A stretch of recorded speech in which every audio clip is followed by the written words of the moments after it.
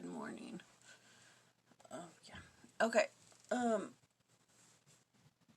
Today is section 119. Given July 8th, 1838, in Far West Missouri, it is for the church and the prominent doctrine. Our theme is the law of tithing. Let's see.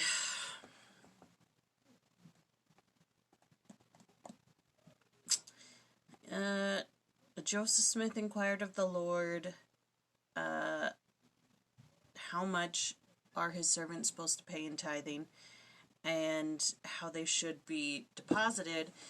And section 119 says how much, and section 120 says how the funds are to be used.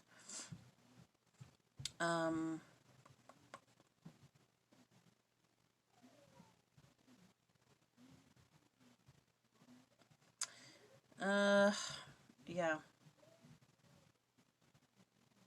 In answer to Joseph's prayer, the Lord instructed the principle of tithing, specifying 1/10 of each person's profit. All church members were to be subject to the law. In a subsequent revelation, the Lord made it known how he wanted the disposition of the properties tithed. That's basically it. So 119 is on tithing, and it says that tithe paying is not a principle new to our dispensation. Whenever the Lord has a people on earth who are willing to observe his laws, and they were not practicing the law of consecration, they have been called upon to pay tithings and offerings. So it's either the law of consecration or it's tithing. And so they failed at the law of consecration, and now they're getting the law of tithing. So here's a quote from James E. Talmage, which kind of almost went over my head. For the most part, it did. It went over my head. But let's see if you understand what he's saying. When you are in doubt as to how you should calculate your tithes, reverse the terms as we sometimes do in solving complex mathematical problems, and suppose for the time being that the Lord had said this. Let us postulate this is an assumed law given to the church. In order to show my love for my people, the faithful members of my church, it is my will, saith the Lord, that each one shall receive from my storehouse, the storehouse of my church, at regular intervals during the year, an amount equal to 1/10 of his income. Now, my dear brother and sisters, sit down and calculate how much the Lord owes you under that kind of law, and then go pay it to your bishop. I believe what he's saying. I'm crap at math, you guys know this. What I believe he's saying is, okay, let's reverse it. What does the Lord owe you? If the Lord owes you 1/10 of the storehouse on regular intervals, say per month, then what does the Lord owe you? And then whatever you think what he owes you, that's what you should be paying in. Interesting concept. Okay, and then Reed Smoot.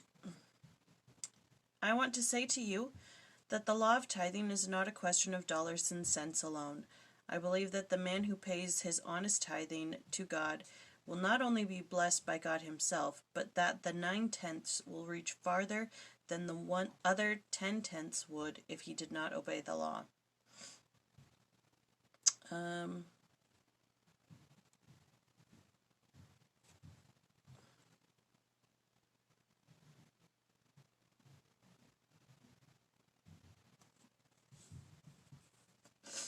Okay, then Melvin J. Ballard. Let's just go on. Do we not hope and expect to have an inheritance in the celestial kingdom, even upon this earth, it is redeemed and sanctified state? What are the terms under which we may obtain that inheritance? The law of tithing is the law of inheritance. It leads to it. No man may hope or expect to have an inheritance on this celestial globe who has failed to pay his tithing. By the payment of his honest tithing, he is establishing a right and a title to this inheritance, and he cannot secure it upon any other terms but by complying with this and other just requirements, and this is one of the very essential things. Now what I get from this is that if you think of tithing as, say, your mortgage for the celestial kingdom, you're paying off your mortgage in the celestial kingdom, or, yeah, that's how I'm taking it. It's your celestial kingdom mortgage, your tithing.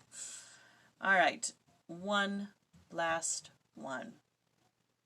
So last night in my reading, one truth that I found was in verse 6, saying, "And I say unto you, if my people observe not this law to keep it holy, and by this law sanctify the land of Zion unto me, that my statutes and my judgments may be kept thereon, that it may be most holy. Behold, verily I say unto you, it shall not be a land of Zion unto you." This to me says that if you don't take what the Lord has given you and consecrate it back to the Lord, at least a portion of it, you don't give it back to Him, you just covet it and hold it, then it won't be a land of Zion unto you. Like, you try to make your home a holy place, stand in holy places, make your home a refuge from the world. And if you don't consecrate it or give back to the Lord, then it won't be a refuge for you. Oh my goodness, you scared me. You didn't see me with the camera. I did, silly. Alright, and then James C. Talmage has to say this about it. He says, "Do you know that the soil can be sanctified by the tithing of its products? The land can be sanctified.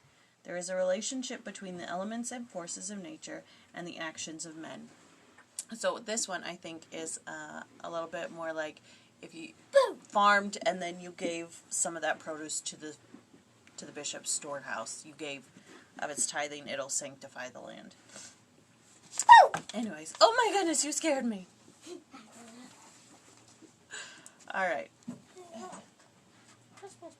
Yep. So that's all I've got for 119. It seems that 119 and 120 go hand in hand. So we'll see you back here tomorrow.